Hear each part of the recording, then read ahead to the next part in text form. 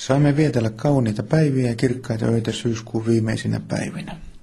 Kun nuorimmat lapset pitävät huolen siitä, että öitä ei nukuta oman mielen mukaan, vaan herätään hoitamaan isän velvollisuuksia kesken unia, sain ihastella monena yönä kuun valaisemaa pihaa ja osittain sisätilaakin. Syyspäivän tasauksen päivän oli täysikuu, mutta väheneväkin kuu toimi sangen hyvänä yön valaisijana, ja totesinkin, että kyllä tuolla valolla sangen hyvin pärjäisi, jos ei metsässä tarvitsisi kävellä. Tuosta tulikin mieleen, että olin lukenut entisen Forssan kirkkoherran Risto Heikkilän kirjasta, kun minä katselin taivasta tähtien etäisyyksistä. Muuten ihan kansantajuinen kirja, tähti taivaan jutuista kaikille asiasta kiinnostuneille. Kaivelin kirjan esiin ja etsin kohdan uudestaan. Siinä sanottiin jotenkin näin. Tähtien etäisyydet tuntuvat valtavilta ja niiden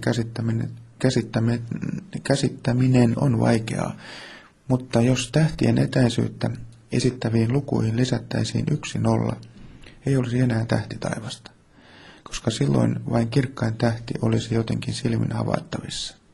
Jos taas etäisyysluvuista poistettaisiin 1 nolla, näkyisi tähtiä paljain silmin katsottuna moninkertaisesti, ja yöt olisivat yhtä kirkkaat kuin täyden kuun aikaan.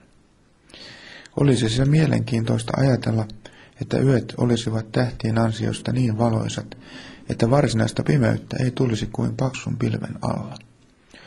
Tuo valoisuus olisi myös siten erilaista kuin tavallinen kuutamo tai auringonpaiste, että se ei tulisi yhdestä suunnasta, vaan tasaisesti koko tähtitaivaasta.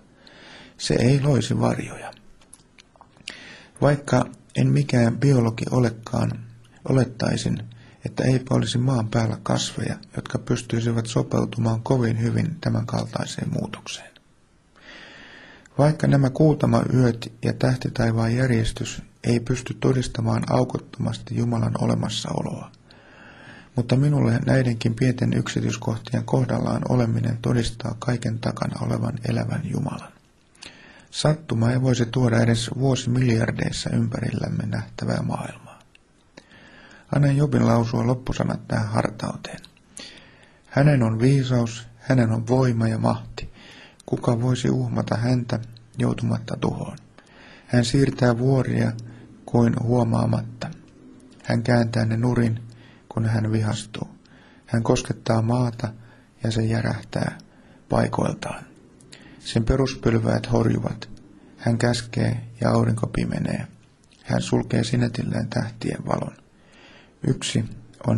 Yksin hän on levittänyt yllemme taivaan. Hän on kulkenut meren hyökyjen yli. Leijonan tähdistön hän on tehnyt, Orionin ja Seolaset ja eteläisten tähtien tarhat.